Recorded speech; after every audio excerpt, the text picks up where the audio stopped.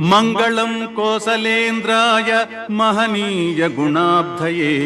चक्रवर्ती तनूजाय सार्वभौमाय मंगलम वेद वेदांत वेद्याय मेघश्यामलमूर्तये पुंसां मोहन रूपाय पुण्यश्लोकाय मंगलम विश्वामित्रान्तरंगाय मिथिलानगरीपते भाग्यानां परिपाकाय भव्यरूपाय मंगलम् पितृभक्ताय सततं भ्रातृभिः सह सीतया नन्दिताखिललोकाय रामभद्राय मंगलम् हनुमत्समवेताय हरीशाभीष्टदायिने वालिप्रमथनायास्तु महाधीराय मंगलम् श्रीमते रघुवीराय सेतुल्लङ्घितसिन्धवे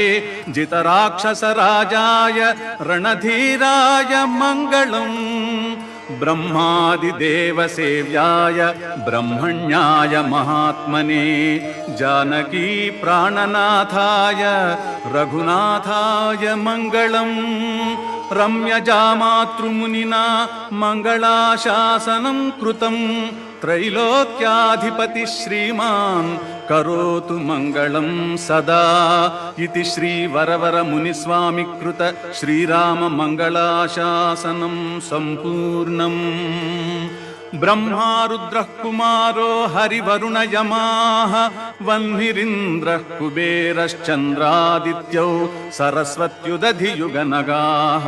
वायुरुर्वीभुजङ्गाः सिद्धाः नद्योऽश्विनो श्रीर्दितिरदितिसुताः मातरश्चण्डिकाद्याः वेदास्तीर्थानि यज्ञाः गणवसुमुनयः पान्तु नित्यं ग्रहाश्च